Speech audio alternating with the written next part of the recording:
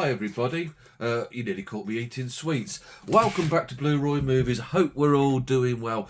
It's Sunday, it's time for the weekly watches, and we've got through, I can't remember, 1, 2, 3, 4, 5, 6, 7, 9 titles this week. Yeah, 9 titles to talk about. As usual, very much a mixture of styles and genres, so let's settle in, let's talk about them. Right, I kicked off the week with Under Siege from 1992, directed by Andrew Davis, starring Steven Seagal, Tommy Lee Jones, Gary Busey, Cole Meany, Erica Eleniak. I've seen a lot of people picking this up recently, the Arrow 4K set, and I didn't know whether I liked it enough. It's been years since I've seen it, whether to upgrade it to the 4K. So I thought I'd give me Blu-ray a watch and sort of like satiate the need and not to buy it. And yeah, I'm glad I did, really. It's not a favourite of mine. It's Die Hard on a ship. It's been called that before. It's a bit of a lazy analogy, I think. But yeah, Steven Seagal, not really a fan, to be honest. I find him pretty bland and dour. If he was a Sainsbury's meal deal, he'd be plain ham with a bag of ready salted crisps and a bottle of Buxton water, wouldn't he? Just nothing too. Like, you look at the charisma of the other stars at the time, your Arnie's and your Sly's, and just no comparison for me. And the film itself, about this team of terrorists that hijack a boat, it's just been done a lot better, a lot more times, in my opinion. Just watch Die Hard. It's all right, but like I say, it's just a bit dour for me. I mean, I remember it.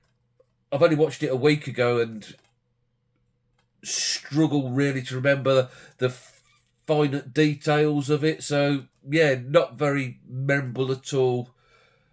Yeah, not the best way to start off the week. It's all right. Switch your brain off and watch a bit of action, but yeah, not really a favourite of mine, I must admit. Under Siege. Right, we followed that up with Collateral, a rewatch from 2004, directed by Michael Mann. Tom Cruise, Jamie Foxx, Jada Pinkett Smith, old Will's missus, Mark Ruffalo, Peter Berg, Javier Bardem. Yeah, so really, really good cast. And first time watching it on 4K. I've seen it before, but the 4K was really nice. Worth upgrading. Anybody who likes the film and wondering about it, yeah, definitely grab a 4K copy if you like. Good film, great film. Tom Cruise is this hitman who commandeers Jamie Foxx's taxi after he's just dropped off Jada Pinkett Smith at her office, and coerces Jamie Foxx to drive him around while he's doing various hits on a drugs cartel. Yeah, good stuff. I really, really like this film. I love how they're two totally different characters. Cruise is this mean, outwardly he's quite a nice guy when you first meet him, but he's a mean son of a bitch and would probably kill his gran to get his goals achieved. And Jamie Foxx is this laid back dreamer type Walter Mitty character who dreams of opening his own limo business, but he's had this dream for years, but he's stuck in this rut of driving taxis around San Francisco and never achieved anything, and his whole life turned on its head in one night of bloody carnage. And yeah, really good story that keeps me on the edge. There's actually excuse me, even a little cameo from one of my favourites, Statham, Big Jace at the front, right at the start of the film. There's an airport scene, and Statham sort of bumps into Tom Cruise and drops off his briefcase of tasks that he's got to do, this task of kills he's got to make on this night.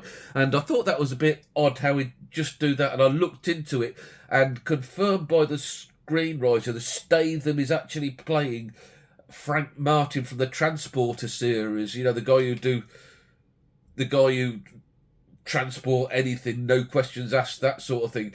So yes, I thought that was quite a nice little touch how these two movie worlds coming together to prove they're in the same universe. Yeah, I like that. Yeah, really, really good, tense film. Really bloody. I think it's about the third time watching it, and it keeps getting better every time I see it. And the battle at the end to keep Jada Pinkett Smith alive is absolutely fantastic.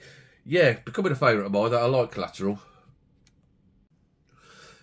Next up, Jigsaw from 1962, directed by Val Guest, starring Jack Warner, Yolande Donlan, Ronald Lewis, Jean Le Mesurier from Dad's Army, and Ray Barrett. No relation. Yeah, Jigsaw, another one. Really, really enjoyed it. When I picked it up, it's got to be 3 or 4 months ago now, if not longer. Quite a few of you told me to get to this film and told me it was really, really good. And yeah, I totally agree. This was a fantastic film. The most baffling whodunit, it says on the front, which I can see where they come from because it was very twisty and turny. The story starts of this estate agent in Brighton, so Kermit's Ghost neck of the woods, and my mate Larry, friend of the channel, he's not far from there either. This estate agent with a very obtuse owner, he was a twat of a guy. The only thing that's been stolen are like the lists of deeds and who's rented what. So the trail leads to this house on the seafront next to this little caravan park, and they discover a dismembered woman's body in this trunk. And then it's the tale of finding out who it was first of all, who the body is, and who was the killer. And yeah, really, really twisty, turny. The police are baffled for ages. They finally think they get a lead, and then that goes cold. That happened 2 or 3 times, and as your story going, because you don't know in the story who did it either. You think, yes, that's it. It's obvious it's that person, but then something goes left field, and by coincidence, it wasn't that person. Yeah, really, really good police procedure. I really like Jack Warner's character as this lead cop on it. Yeah, he's very good. He was more interested in trying to watch his Brighton and Hove Albion match just as much as solving the crime. Yeah, awesome stuff. So everybody who urged me on to give it a watch, thank you very much, because very, very enjoyable film. Yeah, Jigsaw. Up next was Bridget Jones's Baby from 2016, directed by Sharon Maguire, starring Renée Zellweger, Colin Firth, Patrick Dempsey, Jim Broadbent. Now, there's quite a bit of chat amongst some of my friends in the week, Bridget Jones chat, and like the first 2 films, I always say, like, don't have guilty pleasures. You like what you like, but I'd never seen the third one, so I thought I'd rectify that, and yeah, I quite enjoyed it too. Maybe not quite on the level of the first 2, but it's still very, very enjoyable.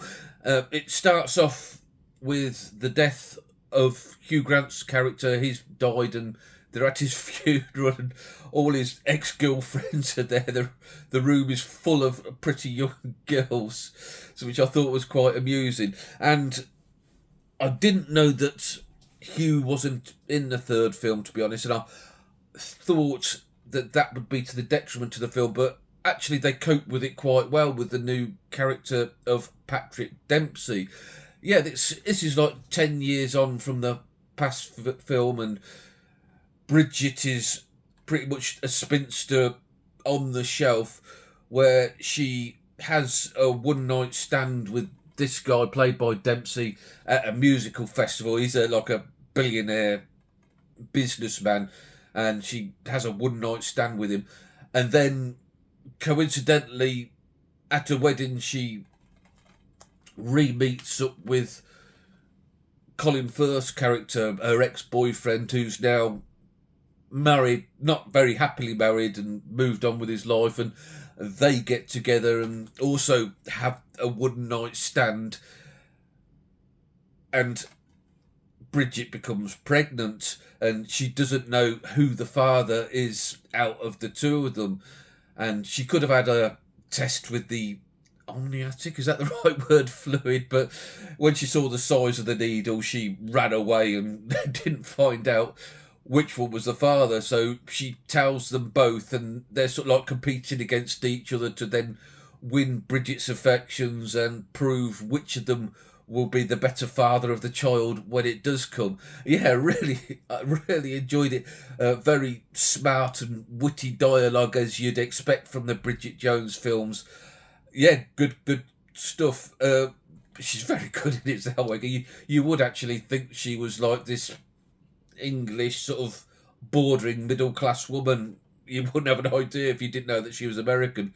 Yeah, awesome stuff. I haven't seen the fourth one. There's a fourth one that come out last year, wasn't there? Is that any good? Should I get onto it, or has it run its course after the first three? Yeah, let me know down below. Bridget Jones's Baby.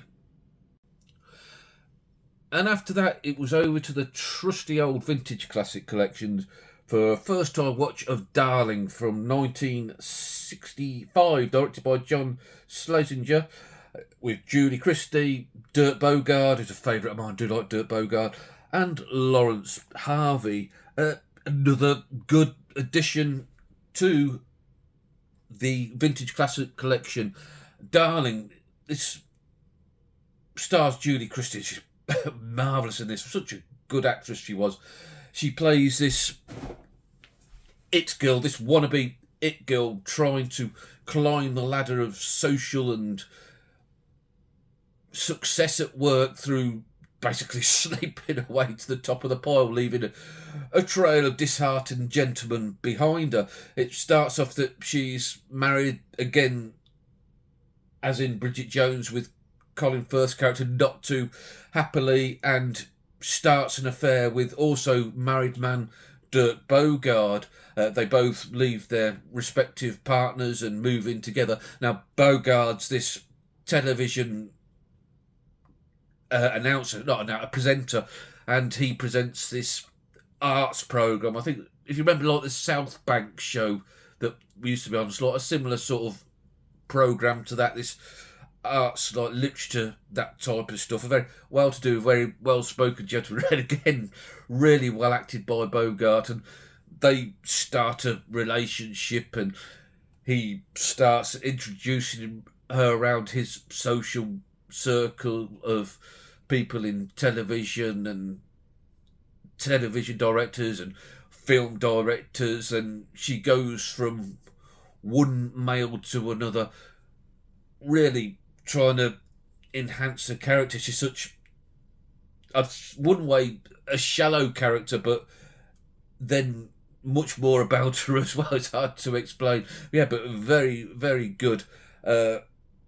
Although she was not a very likeable character at all, you did hope that she got all the best in life.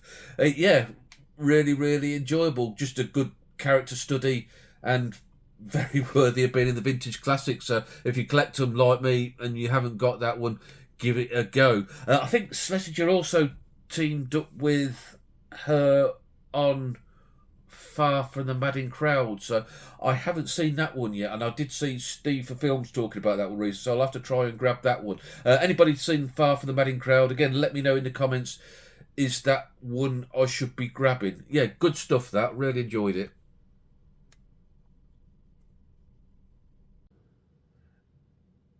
And after that was a rewatch of the remake of The Woman in Black from 2012, directed by James Watkins, starring Daniel Radcliffe, Kieran Hines, Janet McAteer, Jessica Raine, Sean Dooley, Roger Allam. Yeah, I actually quite enjoy this film. I do prefer the original television. Bear with me, I've got a copy of that. Should have got it out first, really, shouldn't I? Yeah, this is the original made-for-TV adaptation. I think it was a book. And this is the one I watched, the film adaptation with old Harry Potter, Daniel Radcliffe. And whilst it's not as good as that. That's superior. I do actually enjoy this. I find it very, very creepy, and I'm not one for jump scares, but there's some very clever ones in here that do get me. Yeah, The Woman in Black. This stars Radcliffe as a solicitor, and he's sent to go over the papers of some woman who's just died in this really remote house that you can only get through there by going over sea of this path that's uncovered at low tide. So at high tide you cut off and you have to stay there. And it soon becomes apparent that the house is haunted by this woman in black who was done wrong by everybody, and her son was killed on the sea just outside a house, and the body never recovered. Yeah, really, really creepy stuff like that. I do like Daniel Radcliffe in it. This is a year after the last Harry Potter, I believe. I think Harry Potter was 2011, this was 2012. So in the space of a year, he's gone from a school kid to a man who is widowed with like a 4-year-old kid. Yeah, very, very creepy stuff and very unusual stuff if you look at it that way. I think it's a lot more than Harry Potter, actually. I do like him as an older actor. I haven't watched the second one, and I've got a copy of that, so I've heard that's not as good. I must give that a watch. Yeah, The Woman in Black. Good old creepy stuff. Now, I think Tim from Tim's Film Waffle commented last week's video that I seem to watch a Western every week, so I didn't want to disappoint Tim. So I went for The Ballad of Lefty Brown from 2017, directed by Jared Moshe, starring Bill Pullman, Peter Fonda, Kathy Baker, and Jim Caviezel.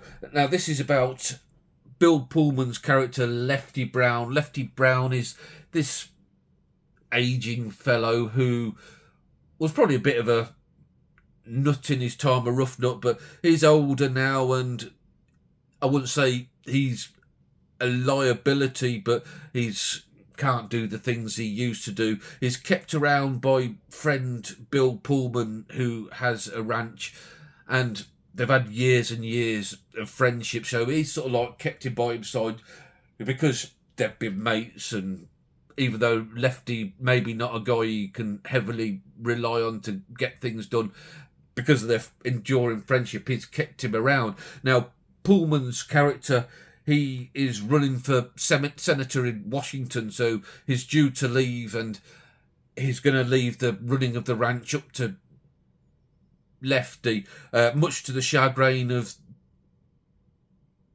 the wife of Peter Fonda, who has the ranch, because she doesn't really trust him.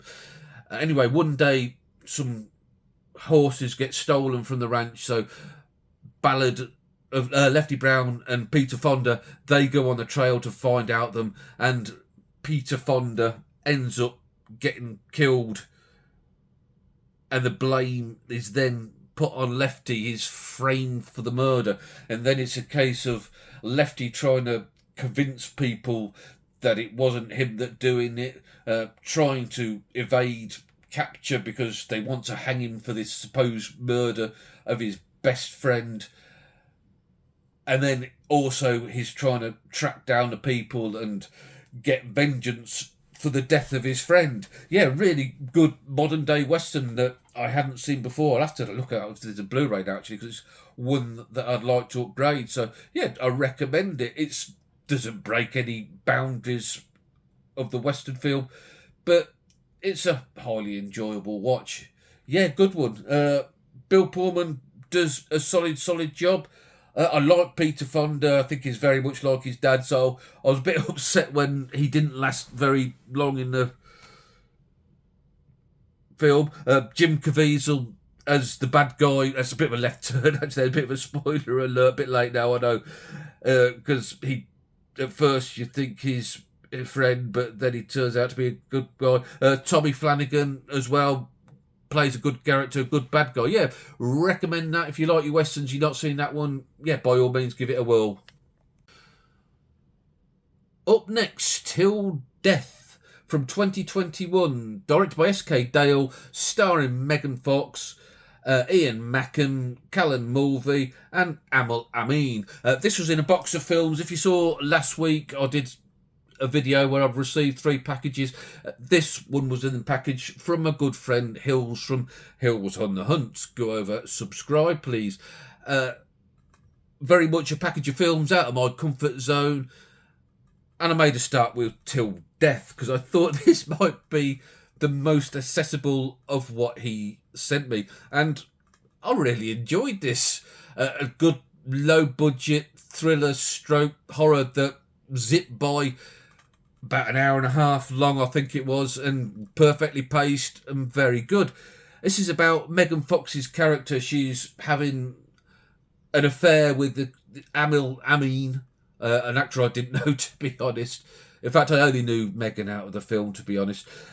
She had an affair with this guy who works with her husband, played by Ian Macken, and she breaks it off. Her husband then takes her away for this so-called romantic getaway, this winter getaway at this lake house in the middle of the nowhere in some this frozen wasteland. But he's got ulterior motives. Now, if you planning, you think you might watch this, maybe skip ahead because it's hard to talk about without spoiling it, really. Yeah, the husband has found out about the affair of Megan Fox with this guy, and after a night of passionate lovemaking, she wakes up handcuffed to the husband, who then blows his brains out. She's left with this situation where she's alone in this house, handcuffed to a dead husband with half his head missing, and he's hidden all the sharp objects in the house where she might be able to break open these handcuffs. But if that wasn't worse, if your day wasn't going bad enough, he's got in contact with these guys that she's had issues with in the past, where she was assaulted by these guys and they were imprisoned, and they are then coming out to kill her. He's also contacted the ex-lover of her, so he's on his way as well, and he's also going to be in trouble with these 2 blokes. It then becomes like a survival story, and yeah, it's very, very ridiculous. If you could think of any trope in one of these films, like don't do this, or steer away from that situation, it all happens. Every single trope you can think of is in this film. But for me, that didn't distract from the pleasure of watching it. Yeah, I thought it was all right. It was a good film, and definitely one. Well, Hills sent it me anyway, so I would keep it in the collection. I wouldn't obviously somebody send me something to try and move it on for any sort of profit or anything. But definitely one I'll keep in the collection, and a few years down the line, I could see myself going back to it. And Megan, she is getting just as good, if not very nicer looking, as she gets older. She must be quite old now, because them Transformer films, they were quite a good few years ago, like early 2000s. So she must be in her 40s. Yeah, Till Death. Thank you, Hills. I quite enjoyed that. Right, and to finish off the week, I went for a rewatch of Trainspotting from 1996. Directed by Danny Boyle, starring Ewan McGregor, Ewan Bremner, Johnny Lee Miller, Robert Carlyle, Kelly MacDonald, Peter Mullen, James Cosmo, amongst a cast of others. A great film. I really liked this, and I think actually this is my favourite ever viewing of it. It's gone up even more in my estimation. I think I gave it a 4 on Letterboxd, but I think I've got to change it. I think it's more than that. I think it's a 4.5. It could even be a 5, because, again, I've ruminated about this since I've watched it the last couple of days, just thinking about it. It's stuck with me more than ever. And it's just great. It's look of drug addiction in Edinburgh in the 90s. And even though they're not very nice characters, you root for him. That's how like well written it is, and the dialogue and the music is absolutely fantastic. I mean, even the main character, Renton, Ewan McGregor's character, is not a nice guy.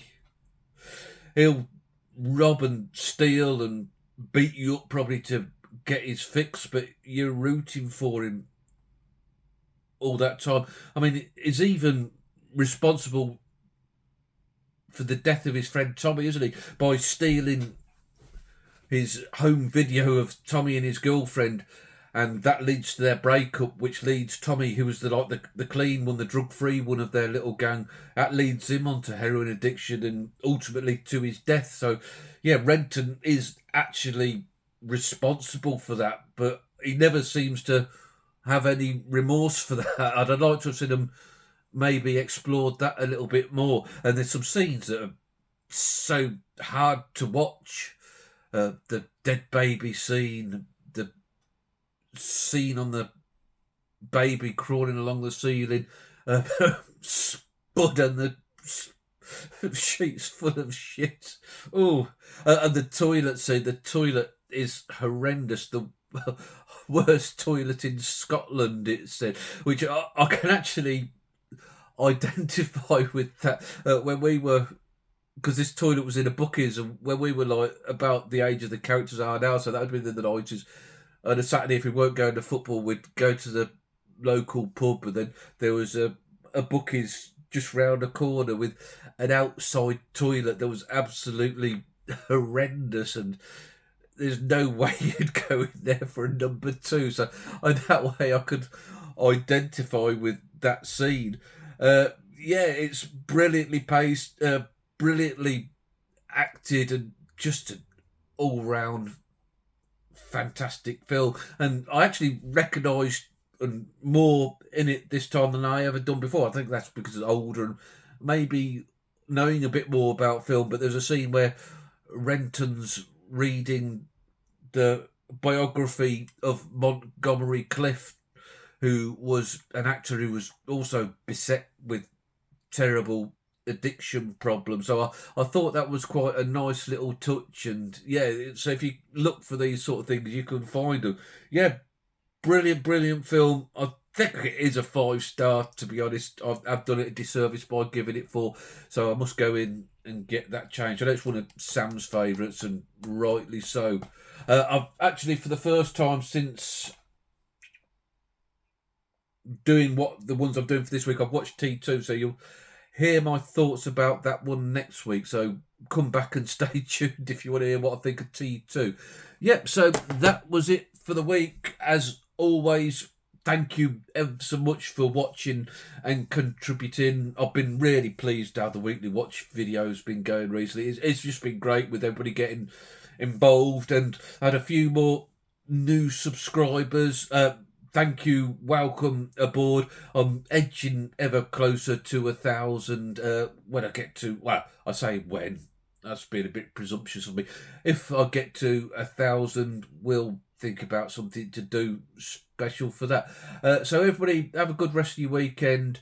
Have a good week next week. Don't work too hard. Watch some films. Come and say hello, and I'll catch you all later. Goodbye.